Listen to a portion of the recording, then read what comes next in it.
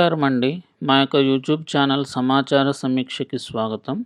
ఈరోజు మనం ఈ వీడియోలో ఆధార్ కార్డుకు సంబంధించి ఆధార్ హిస్టరీని ఎలా డౌన్లోడ్ చేయాలి అనేటటువంటి వివరాలనైతే చూద్దాం.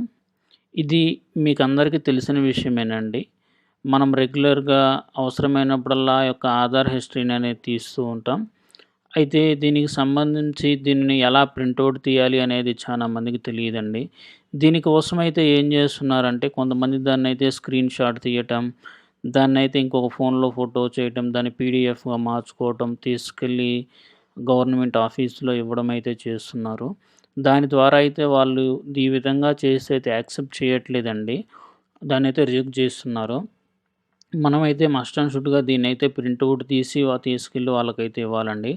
ఇప్పుడు గవర్నమెంట్ పెట్టేటటువంటి ప్రతి ఒక్క వెల్ఫేర్ స్కీమ్ అండి. పెన్షన్‌కి గానీ, వీటన్నిటికి వయసు రీత్యా కన్ఫర్మ్‌గా వాళ్ళైతే ఇప్పుడు మనల్ని ఆధార్ అప్డేట్ హిస్టరీ అడుగుతున్నారండి. ఎందుకంటే, మనం మన యొక్క వయసు అనేటటువంటిది ఆధార్ కార్డ్‌లో మనం ఎడిట్ చేయలేదు అని రీకన్ఫర్మేషన్ కోసమైతే వాళ్ళ యొక్క డీటెయిల్స్ కోసం మనల్ని ఆధార్ హిస్టరీ అయితే తీసుకురమ్మని అడుగుతున్నారు.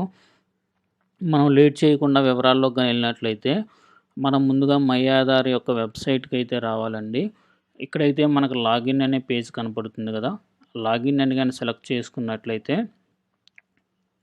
ఇక్కడైతే మన యొక్క ఆధార్ కార్డ్ నంబరు, అదేవిధంగా ఇక్కడ ఉన్నటువంటి క్యాప్చాని ఎంటర్ చేయాలండి. చేసినట్లయితే మన యొక్క రిజిస్టర్డ్ మొబైల్ నంబర్‌కైతే ఓటీపీ వస్తుంది. నేనైతే నా డీటెయిల్స్ ఇస్తాను ఒకసారి చూద్దాం. నేనైతే నా ఆధార్ కార్డ్ నంబర్‌ని ఇచ్చానండి. ఇప్పుడైతే మనం ఈ యొక్క ఇది క్యాప్చాని అయితే ఎంటర్ చేద్దాం. క్యాప్చాని ఇచ్చి లాగిన్ విత్ ఓటీపీ అని గాని సెలెక్ట్ చేసుకున్నట్లయితే, మన ఆధార్ కార్డ్‌కి ఏదైతే రిజిస్టర్డ్ మొబైల్ నంబర్ ఉంటుందో, ఆ యొక్క మొబైల్ నంబర్‌కైతే ఓటీపీ వస్తుందండి. ఆ ఓటీపీనైతే మనం ఇక్కడ ఎంటర్ చేయవలసి ఉంటుంది.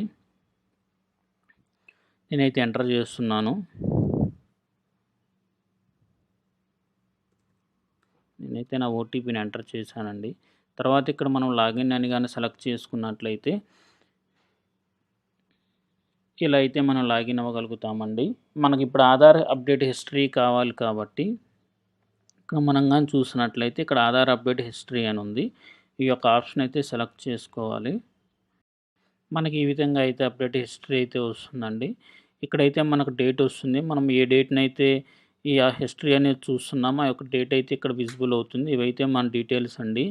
దీనినైతే మనం ప్రింటౌట్ తీసుకోవడానికి ఇక్కడెక్కడా గూడా మనకు ప్రింట్ అనే ఆప్షన్ అయితే ఇవ్వలేదండి. ఆ ప్రింట్ కోసం ఏం చేయాలి అంటే, మనమైతే మన సిస్టమ్‌లో మన యొక్క కీబోర్డ్ నుంచి కంట్రోల్ పి అయితే మనం సెలెక్ట్ చేసుకోవాలి అండి. ఒకసారి చూద్దాం. ఈ విధంగా మనం కంట్రోల్ పిని గాని సెలెక్ట్ చేసుకున్నట్లయితే ఇలా మనకు ప్రింట్ అనే ఆప్షన్ అయితే వస్తుందండి. ఇక్కడ మీరు గాని చూసినట్లయితే సేవ్ యాస్ పీడీఎఫ్ అని లేదంటే ప్రింట్ అని ఆప్షన్‌లు అయితే కనపడుతూ ఉంటాయి. దాన్ని ఆ విధంగా ఇక్కడ సేవ్ అని గాని చేసుకున్నట్లయితే ఇది మన యొక్క సిస్టమ్‌లో సేవ్ అవ్వటం, లేదంటే మనం ప్రింట్ తీసుకోవడం అనేటటువంటిది అయితే జరుగుతుందండి.